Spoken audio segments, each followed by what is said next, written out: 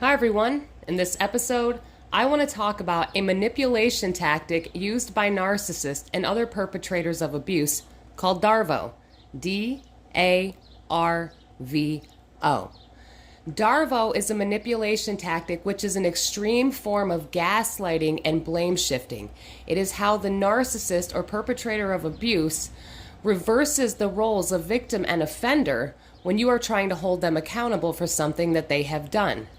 Throughout your relationship with the narcissist, you've noticed that whenever you try to hold them accountable for something, you end up apologizing to them when they should have been apologizing to you. Well, they do this through role reversals using a tactic called darvo. D stands for deny, A stands for attack, R stands for reverse, V stands for victim, and O stands for offender. So they deny or deflect accountability, they attack the victim's character, and then they reverse the roles of victim and offender. So let's say you suspect the narcissist of cheating, or their phone goes off and you pick up their phone and you notice they have a text from someone else.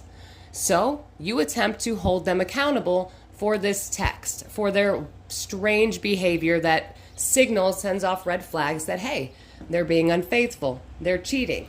And you say, hey, narcissist, I saw this text on your phone. What's going on here? They'll deny or deflect and say, I don't know what you're talking about. They'll deny it. They'll play stupid, they'll play dumb, they'll act like they don't know what you mean. And then they'll attack your character by saying things like, with gaslighting, oh, you're crazy, you're so insecure. And then they will reverse the roles of victim and offender through gaslighting and then shifting blame onto you by saying things like, what about you? What have you done? How could you go through my phone? How could you break my trust? And then before you know it, you're defending yourself and apologizing. And this is the whole point of a narcissist gaslighting and blame shifting and being manipulative. Everything they engage in, number one, is meant to gain narcissistic supply, which is your reaction to their manipulations and abuse. So the big question is, we've identified that they're manipulative. We've identified that they're doing all these things, gaslighting, shifting blame, trying to make you feel like you're the problem, so you ultimately end up apologizing to them. But how do you handle this situation? What do you do about it? The main thing is that you do not emotionally react to these manipulation tactics. That is because that is ultimately what the narcissist is after, is an emotional reaction from you. A narcissist needs you to internalize everything that they're feeling. They need you to be able to take accountability for their bad behavior, because that is the only way for a narcissist to regulate themselves. The moment you attempt to hold a narcissist accountable for something, they become dysregulated inside and feel a loss of control. So in order for them to balance back out, they need to regain control over you. And gaining control over you means being able to control your emotional reactions, being able to say and do things to elicit a reaction from you. And that when you lose control of yourself, when you lose control of your reactions, the narcissist then is able to regulate themselves, because you've internalized, you've lost control of yourself, and you have relinquished your control over to the narcissist, and they now feel they have power over you, which then allows them to regulate themselves and reinforce in their mind, in their distorted version of reality, that you are the problem because look how you're acting. So, to respond to darvo, there are several different techniques, but the main one is to learn to not emotionally react. You have to master these skills. You have to master the skill of not emotionally reacting, number one, and not internalizing people's projections.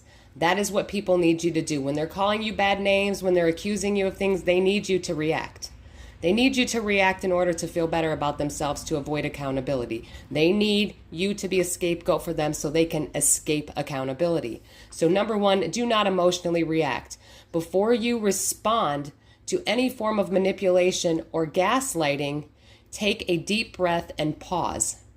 You have to go silent for a few seconds. And in my head, I imagine that, well, I'm eating imaginary popcorn. I shove a bunch of imaginary popcorn in my mouth, so I'm not able to talk. And I tell myself the narcissist is just putting on a show. Let them put on their show and act how they need to act before reacting, because you don't want to react. That's how they get narcissistic supply. So you need to respond.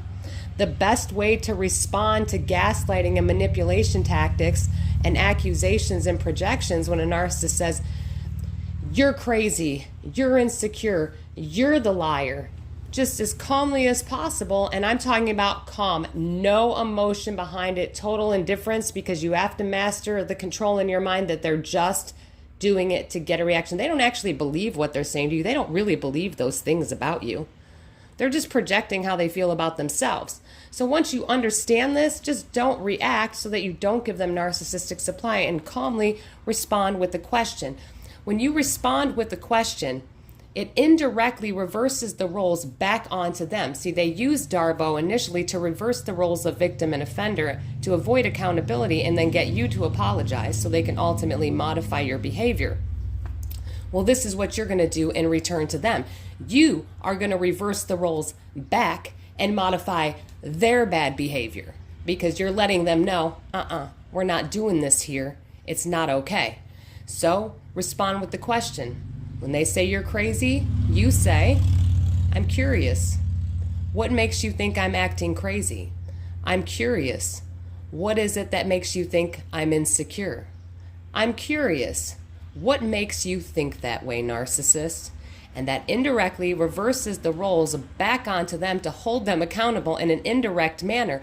And then narcissists don't know what to do. So they're going to feel dysregulated again, because now they're out of control. But the best part about responding with the question is you give a narcissist an opportunity to recall what they've said. And a lot of times you can actually ask them, can you please repeat what you just said to me? And make them say it again so they can hear how dysfunctional they sound. Make them repeat themselves. You know, you spend so much time repeating yourself to the narcissist. Start making them repeat themselves. Always respond with a follow-up question with no emotion attached. Just remember, all of this is for them to get a reaction out of you. They know you're not the problem. They know you're not. They know they're just trying to avoid accountability. Another way, when a narcissist begins to get out of control, when you're trying to hold them accountable and their gaslighting and their verbal abuse is just getting out of control, you can also, see, really you're just using their own tactics against them, but in a non-aggressive, non-abusive manner, because you're not reacting. The narcissist is over there reacting. And so what they realize is that when you don't internalize and you don't react, you respond, that you're actually gaining supply from them, and they're losing more and more control over themselves, which makes them feel powerless and confused and scared. So you not reacting gives you all the power over a narcissist or a toxic person. You can also use, like I said, their tactics against them. And narcissists love to use what's called stonewalling. And it's where they build a wall between you and them to avoid accountability. And stonewalling sounds like, I'm not going to argue with you. I'm not going to do this with you. I'm not having this conversation again. All you want to do is fight. And those are meant to avoid accountability and shift blame onto the person that's trying to hold them accountable, and ultimately modify your behavior so that you drop the topic altogether, because it becomes too difficult to hold them accountable, and you begin to internalize that maybe it is your fault. And that's ultimately what the narcissist wants. So when a narcissist is using tactics like darvo and it's getting out of control and they are not stopping, because the more you react, I was saying, the more you react, the more narcissistic supply they get, the more control they believe they have over you, when ultimately they do. When you're not able to control yourself, you're relinquishing your control to them. So you use stonewalling to shut them down when they are getting out of control, because they will become more combative and verbally abusive and manipulative when you are using a technique. And it is called gray rocking, where you become as boring as a rock and you give them no emotion. So you can stonewall them back when they're getting out of control. And you can say to them when they're on you, calling you names, I'm not going to argue with you. And you shut them down.